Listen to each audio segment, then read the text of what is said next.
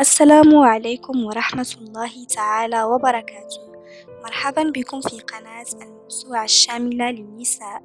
في الأسبوع 11 من الحمل، إن قدماك ويداك تشعران بالدفء نتيجة زيادة بنسبة 40 إلى 50% في كمية الدم الذي يدور حول جسمك، وقد تشعرين بعطش غير عادي، وهو ما يشير إلى أن جسمك يحتاج إلى المزيد من السوائل، وهذا يعني أنك ستذهبين للحمام أكثر.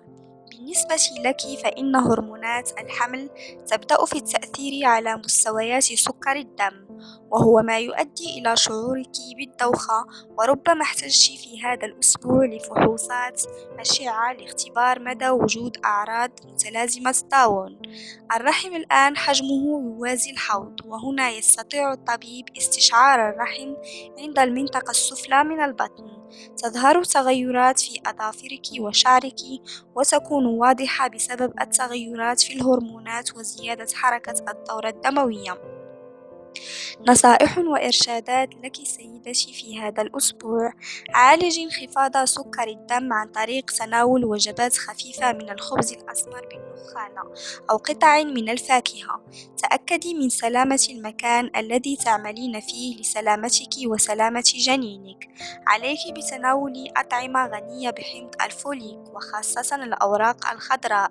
المصادر النباتية من الكالسيوم تشمل الصويا وأوراق الخضار والتين والجزر. تجنبي تناول أطعمة تحتوي على البيض النيء مثل بعض أنواع الحلويات والآيس كريم والمايونيز.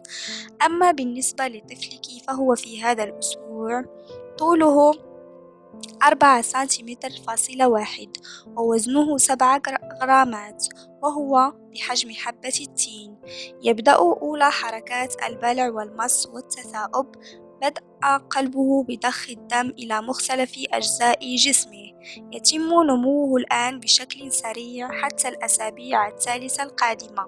يتضاعف طوله ويظل حجم الرأس كبيرا بالمقارنة إلى حجم الجسم. إن أعجبكم الفيديو لا تنسوا الاشتراك في القناة وتفعيل زر الجرس ليصلكم كل جديد.